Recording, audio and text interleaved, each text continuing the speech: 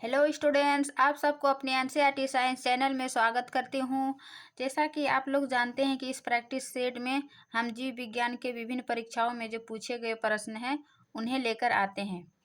आज का यह क्लास पार्ट 5 है। इससे पहले हम लोग 4 पार्ट देख चुके हैं। जिसने नहीं देखे हैं वह चैनल पर प्लेलिस्ट बना हुआ है, आप लोग वहाँ से देख सकते हैं। या प्रीवियस ईयर क्वेश्चन आने वाले बीपीएससी 4 या अन्य किसी भी टीचिंग एग्जाम की तैयारी कर रहे हैं छात्र छात्राओं के लिए काफ़ी महत्वपूर्ण है। चलिए शुरू करते हैं आज की क्लास। इससे पिछले क्लास में हम 45 तक देखे थे, आज हम 46 देखते हैं। हमारे शरीर के पृष्ठ के नीचे जो वसा होती है वह निम्नलिखित में से एक के विरुद्ध बाधा के रूप में कार्य करती है। जो हमारे त्वचा के नीचे वसा होती है वो मतलब किस एक के विरुद्ध किसके रूप में कार्य करती है, विरुद्ध बाधा के रूप में कौन सा कार्य करती है। तो हमारे शरीर से उष्मा की हानि, इसका 46 का हो जाएगा ए, यानी हमारे शरीर से उष्मा उसको हानि के बाधा के रूप में कार्य करती है, तो इसका हो जाएगा ए। फिर हम आगे देखते हैं 47 कि जो मनुष्य यह नहीं समझ पाता कि कब उसे भोजन करना रोक देना चाहिए वह पीड़ित है। इसका आंसर हो जाएगा 47 का ए, बुलिमिया। इसमें क्या होता है कि कम समय में अधिक भोजन कर लेता है, यानी इसको एक प्रकार के ईटिंग डिसऑर्डर कहते हैं। इसको पता ही नहीं चल पाता है कि हमें कितना भोजन करना है हमें और कब भोजन कर देना रोक देना चाहिए, तो इसका आंसर हो जाएगा बुलिमिया। फिर है 48 का कि घरेलू धूल में वह क्या है जो दमा पीड़ितों को परेशान करता है। मतलब हमारे घरों में भी अनेक धूल कण होता है, वो क्या करते हैं, मतलब दमा के लिए एक प्रमुख कारक है धूल कण।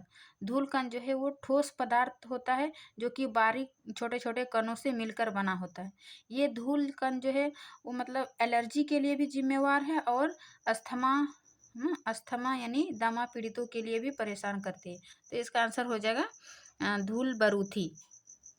मैंने छोटे छोटे बारीक कणों के ठोस पदार्थ से मिलकर बने होते हैं ये धूल बरूथी।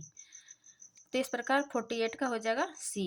फिर हम आगे देखते हैं कि मानव शरीर में क्रोमोसोम की संख्या कितनी होती है। तो इसका आंसर हो जाएगा 46। और जोड़ी में यदि पूछे तो 23 जोड़ी, यानी मानव शरीर में क्रोमोसोम की 23 जोड़ी होती है, यानी संख्या में 46 होती है। तो इसका आंसर होगा 46। फिर हम देखते हैं 50। निम्नलिखित में से कौन सा जैव रूपांतरण मानव शरीर को अधिकतम ऊर्जा प्रदान करता है, यानी कौन सा सबसे अधिक ऊर्जा प्रदान करता है। तो इसका आंसर हो जाएगा एटीपी। फिर है एडीपी। एटीपी जो होता है इसका फुल फॉर्म होता है एडिनोसिन ट्राइफॉस्फेट, यानी 3 फास्फेट इसमें होता है ट्राइफॉस्फेट। वही एडीपी जो होता है एडिनोसिन डाइफॉस्फेट, यानी 2 फास्फेट होता है इसमें। तो इस प्रकार एटीपी जो है वो इसमें अधिक ऊर्जा अणु है और एडीपी में जो है इसमें 2 अणु है, तो इस एटीपी से कम अणु है, इसलिए शरीर को अधिकतम ऊर्जा प्रदान करता है सबसे अधिक एटीपी, उसके बाद एडीपी। तो इस 50 का हो जाएगा बी।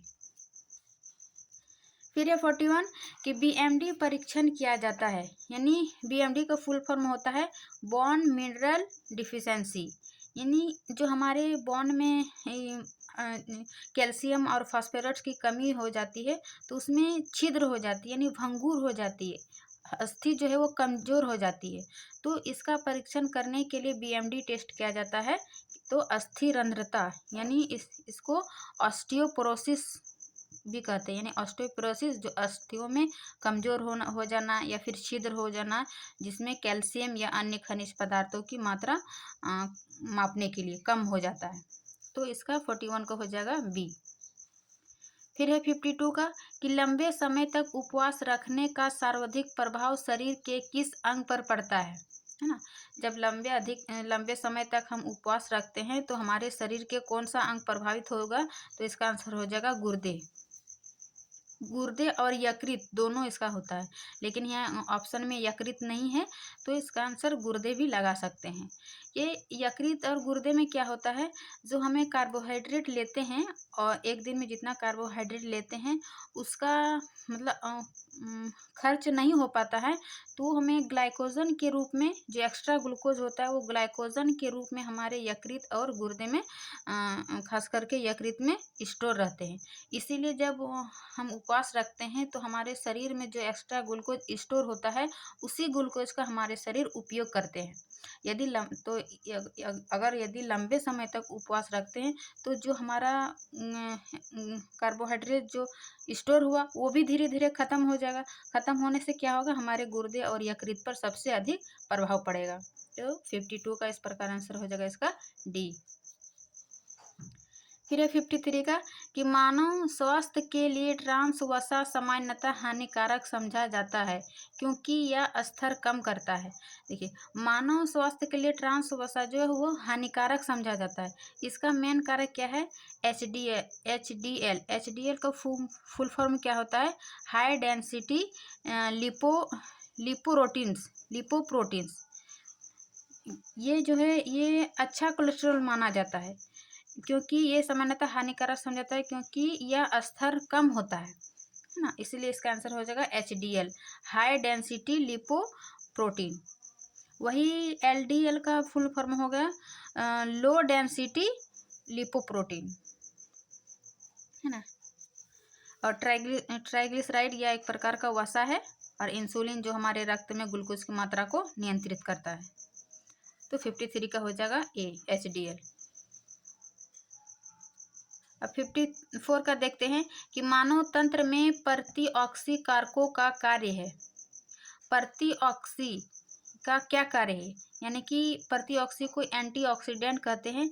इसका क्या कार्य होता है, जो हमारे खाद्य पदार्थ होता है उसको ऑक्सीकरण से बचाता है ना, या फिर उसके ऑक्सीकरण की दर जो है उसको कम कर देते हैं। तो इसका आंसर हो जाएगा यह मुक्त मूलकों के प्रभाव से कोशिकाओं को बचाते हैं। यानी प्रतिऑक्सी कारकों का यही कार्य है कि यह मुक्त यानी फ्री मूलकों के प्रभाव से कोशिकाओं को बचाते हैं। ये क्या करते हैं, ये मुक्त कण जो है वो हमारे शरीर को नुकसान पहुंचाते हैं। तो इस प्रकार ये एंटीऑक्सीडेंट जो है इससे बचाने का कार्य करता है। तो 54 का हो जाएगा सी। फिर है 55 का कि मादा जनन पथ में पहुंचने के बाद मानव शुक्राणु अपनी निषेचन क्षमता सुरक्षित रखते हैं। यानी कि जब मेल और फीमेल जाइगोट बनता है, फर्टिलाइजेशन की क्रिया होती है, तब जो मादा मेल का जो स्पर्म होता है वो मादा के शरीर में मतलब कितना समय तक सुरक्षित रहता है। तो इसका आंसर हो जाएगा 1 से 2 दिनों के लिए सुरक्षित रहता है मादा में, है ना। फिर है 56 का कि एक स्वस्थ मनुष्य एक दिन में निम्नलिखित मात्रा में पेशाब करता है। यानी कि एक स्वस्थ मनुष्य एक दिन में कितने मूत्र विसर्जन करता है। तो इसका आंसर हो जाएगा 1 से 1.5 लीटर, लेकिन यहाँ 1.5 लीटर है तो ये 56 का ए हो जाएगा, यानी 1.5 लीटर। फिर है 57 का कि परितृप्ति एवं प्यास के केंद्र मानव मस्तिष्क के निम्नलिखित में से किस भाग में अवस्थित है। तो ये मानव मस्तिष्क का ये हाइपोथैलेमस जो है ये क्या करते हैं, भूख प्यास ताप का नियंत्रित करते हैं ये हाइपोथैलेमस। और ये मस्तिष्क का अग्र मस्तिष्क में मतलब मस्तिष्क को 3 पार्ट में बांटते हैं, अग्र मस्तिष्क, मध्य मस्तिष्क और पश्च मस्तिष्क। तो अग्र मस्तिष्क का ही ये हाइपोथैलेमस भाग है और एक होता है सेरिबेरम। वही मेडुला जो है वो मस्तिष्क का पश्च भाग है। पश्च भाग में मेडुला पाए जाते हैं। इसका कार्य क्या है, ये अनैच्छिक क्रियाओं को नियंत्रित करता है, जैसे कि रक्तदाब, हृदय की धड़कन, ये सब अनैच्छिक क्रिया ये मेडुला नियंत्रित करता है। ऑप्टिक लोब इसी में आ जाता है। तो 57 का बी। अब हम देखते हैं आगे 58 का। निम्नलिखित में से किसकी पूर्ण अनुपस्थिति से अवर्णनता अभिलक्षित होती है। यानी कि कलर का जो रंग होता है गोरा या काला, यानी तो उसको मतलब किसके कारण होता है। तो ये हो जाएगा मेलानिन। मेलानिन के कारण ही हमारी त्वचा काला या गोरा में प्रभाव पड़ता है, जो स्किन पिगमेंट जिसको बोलते हैं। तो इसका आंसर हो जाएगा मेलानिन।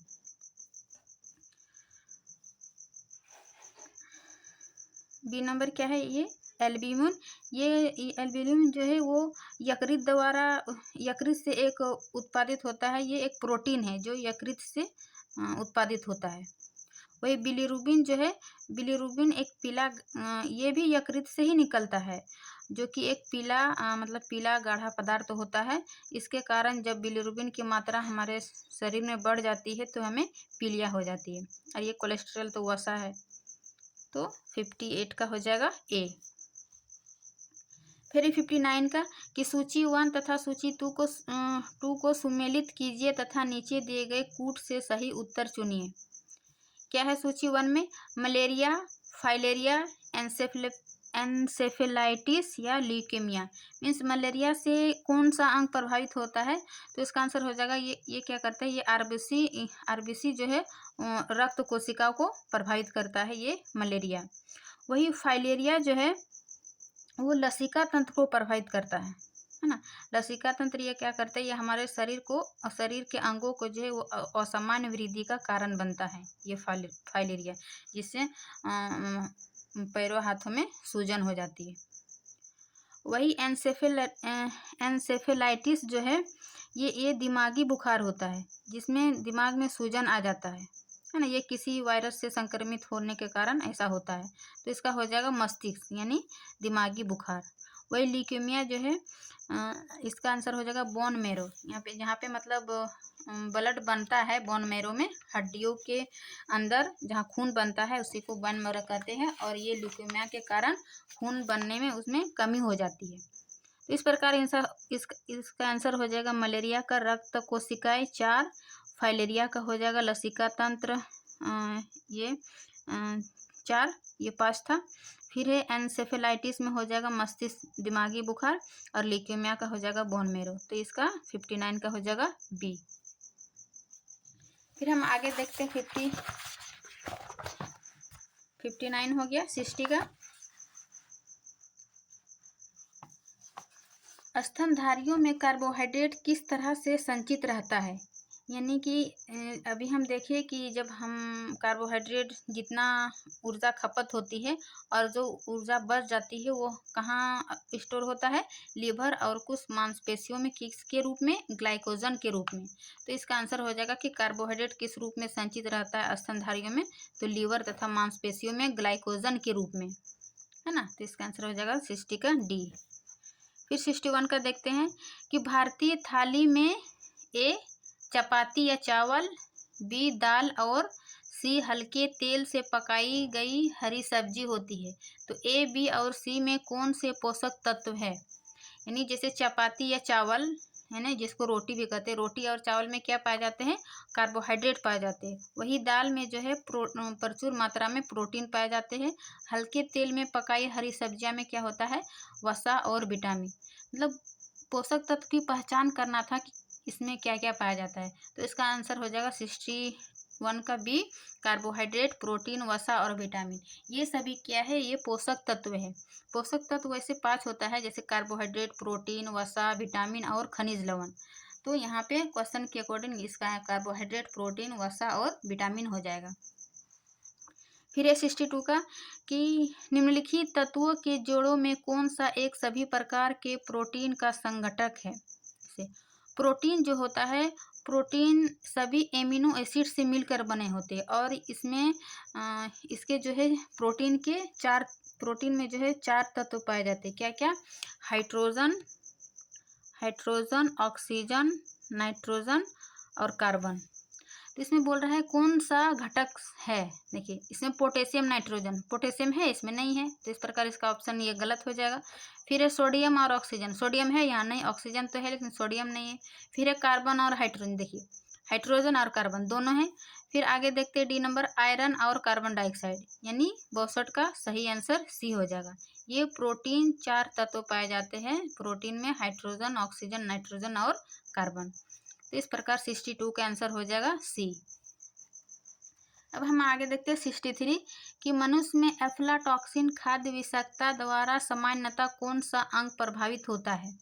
मतलब एफ्लाटॉक्सिन जो है ये एक कैंसरकारी पदार्थ होता है जो कि एस्परजिलस नामक फंगस से पैदा होता है।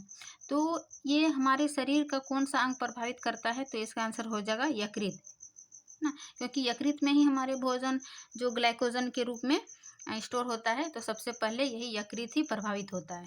तो इस प्रकार इसका 63 का हो जाएगा डी।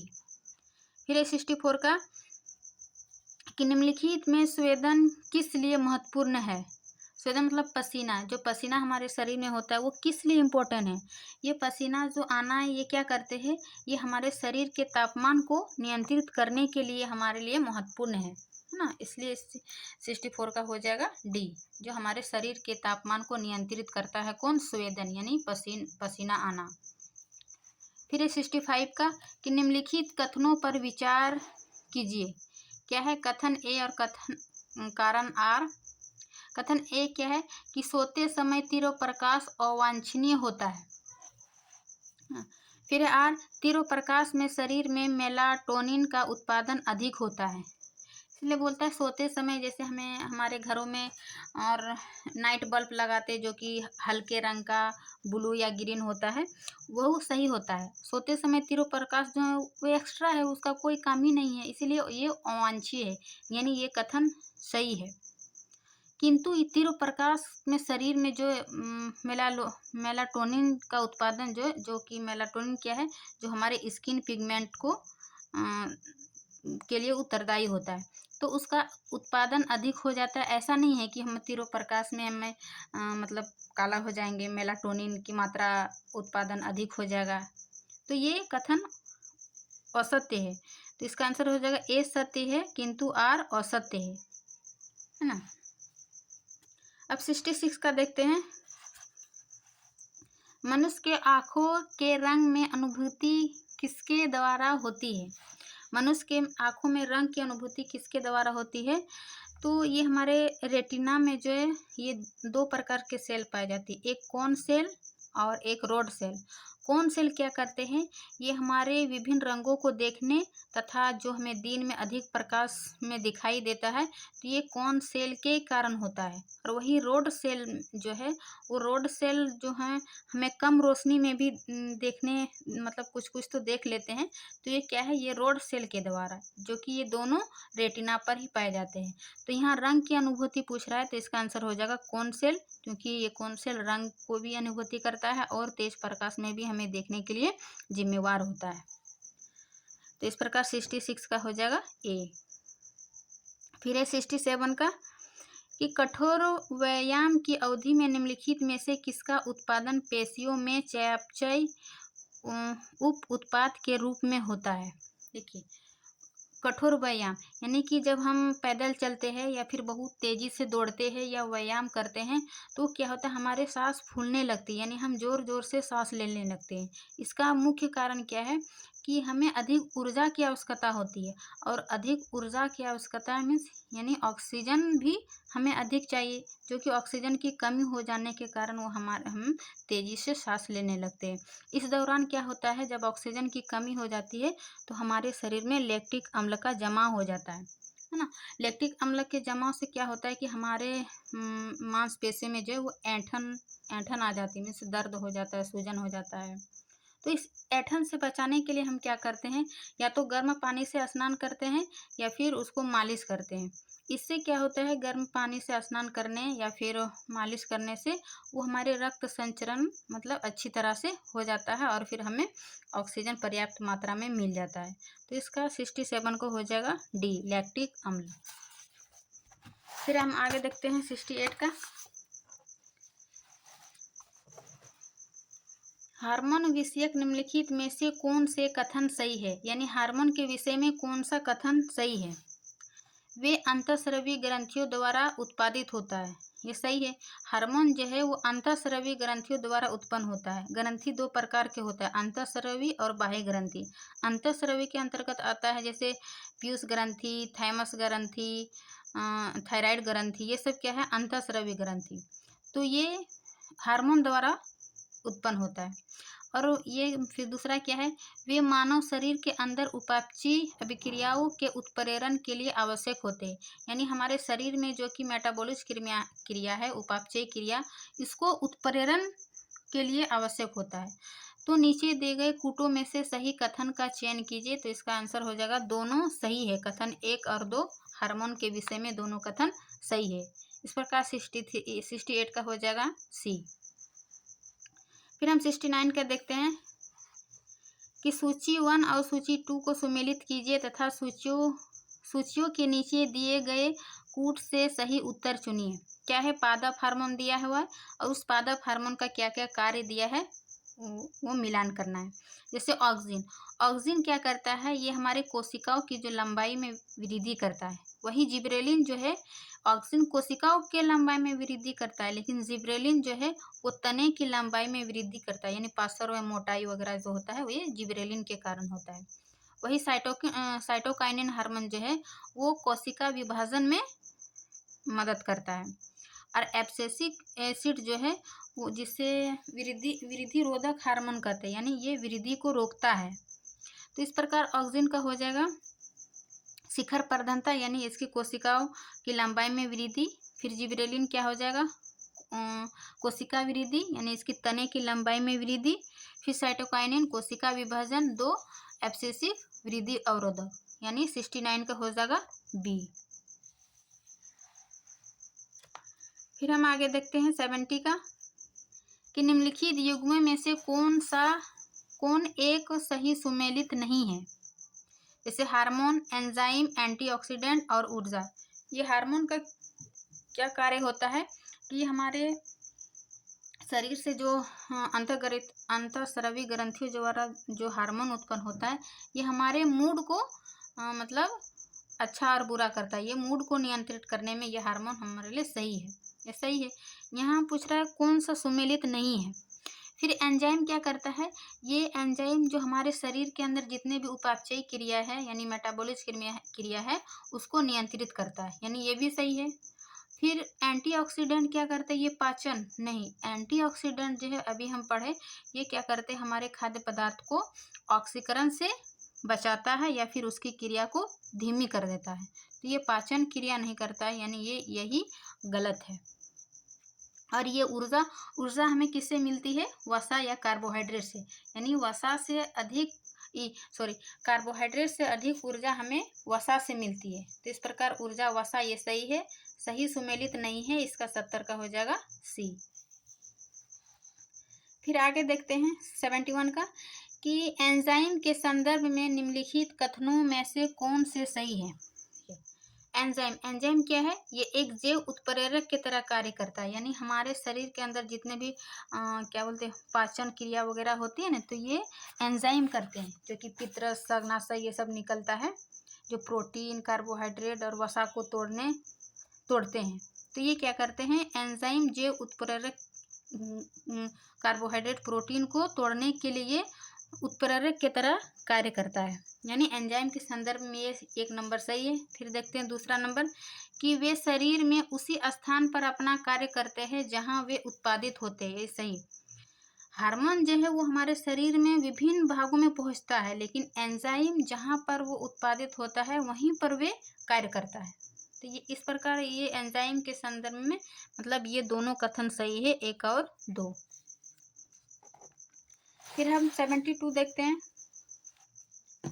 कि निम्नलिखित में से कौन सा पादप हार्मोन मुख्यतः फल परिपक्वता के लिए उत्तरदायी है।